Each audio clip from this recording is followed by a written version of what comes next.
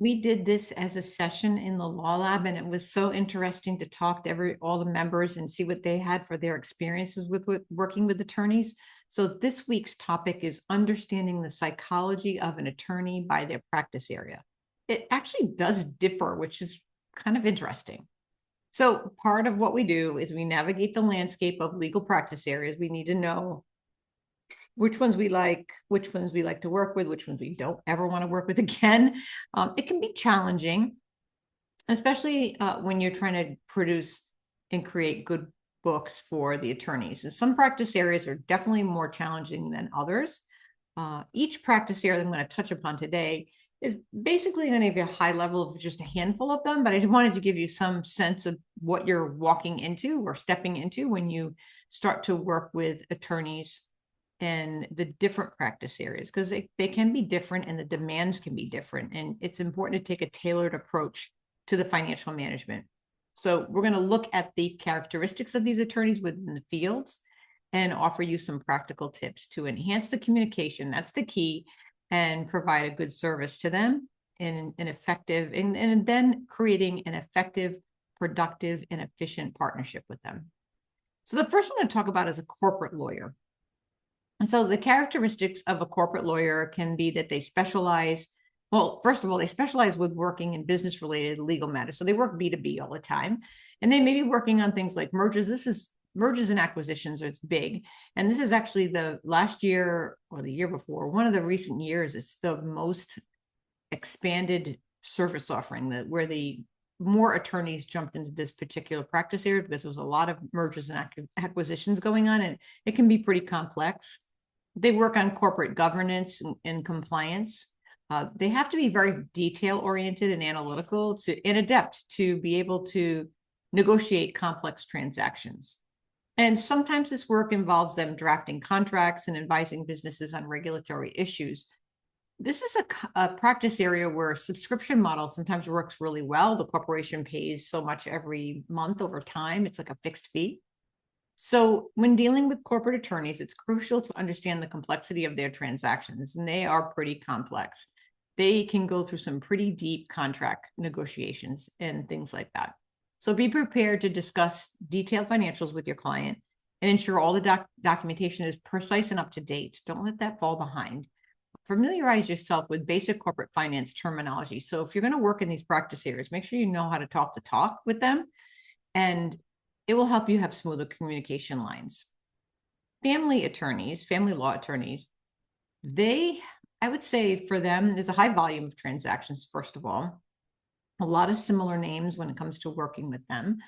You'll be working with both parties, and the adverse party and the client, or vice versa. You might be that. And they tend to work on things like divorce, child custody, adoption cases. In this case, these attorneys live in a high stress world. They usually hand out their cell phone number or a business cell phone number to their clients. They're reachable 24/7.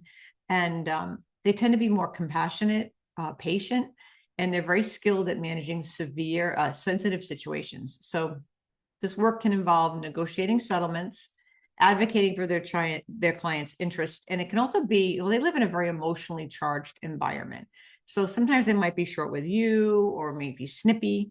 That's been my experience. But you want to, in this case, you really need to make sure that you maintain a high level of confidentiality, because you're going to be reading a lot of sensitive documents when you work with a family law attorney. Be prepared to manage diverse financial aspects, such as dividing assets and calculating child support if you're asked. Have clear and empathetic communication. So if your attorney comes at you really hard, take a breath, don't react, and realize that they may have had a really bad day in court, and that their clients are undergoing a lot of stressful life changes, which can feed off onto the attorney. So just know that that's something that you want to work around. If we have a few members in our law lab that love working with family lawyers, it's definitely, you have to finesse that. If you can work with that kind of a lawyer, I think you will find that it can be done well, and you can probably charge a lot for this because of the volume that's involved. But definitely you need to have an empathetic ear when it comes to working with them. criminal defense attorneys are a different breed as well. So their characteristics are, they represent probably the bad side of life on a lot of cases. And usually their clients have been accused of criminal activities. So they can tend to be, these attorneys psychologically can be more assertive. They're very quick thinking and they're strong advocates in court. So this practice here revolves around analyzing evidence, negotiating plea deals, and defending their clients' rights. This is one where you really want to stay on top of things with the client. And it also can be a lot of transactions, a lot of credit card transactions, because when these people have a problem, just like family law, these people have a problem in court, then they need to have, they don't usually have money to pay. It's usually an emergency situation. So they end up having to make a deal with the attorney, maybe over time, or they'll pay with a credit card. So accuracy and timeliness and paying attention to any payment plans is crucial when working with criminal and defense attorneys. Make sure that their financial records are all tracked by their case. All those case expenses are followed. All those expert witness fees are followed. The investigation costs are followed, that those advanced client costs are tracked. And the client may come to you and say they want to discuss budget constraints. So know that you might be working in that fashion to do that kind of work. Next up is an intellectual property attorney. So those characteristics, these lawyers really focus on protecting someone's invention, their customer's invention. They do trademarks, they do copyrights, they maybe hold trade secrets. They're innovative and they're usually tech savvy, which is a plus. And they're excellent at navigating legal frameworks around creativity and innovation. In conversations with an IP attorney, demonstrate that you have an understanding of their unique financial aspects. And IP law is definitely different. You might want to learn a little bit about patent filing fees and royalty arrangements. Keep good records on all IP related expenses, including income streams, and proactively identify potential cost savings and strategies. This is one we really can dive in and help the client. So this is a practice area you want to examine and kind of go deep with. But it's a fascinating one because you have to see some things that you might find very interesting. And we do see some of the things inside of Clio with clients that we might need to know the information and know how to track it. And this is where we have to see things where confidentiality is really strictly important here. Real estate attorneys, from my experience, fast turnaround. The day that there's a sale, it's like all, what breaks loose. It's crazy. So characteristics of real estate attorneys, they manage property transactions. So buying, selling homes, leasing, developing real estate. They're meticulous, they're thorough. You cannot miss an expense. They don't want to have to, they'll end up having to pay for it because once the closing's done, it's done.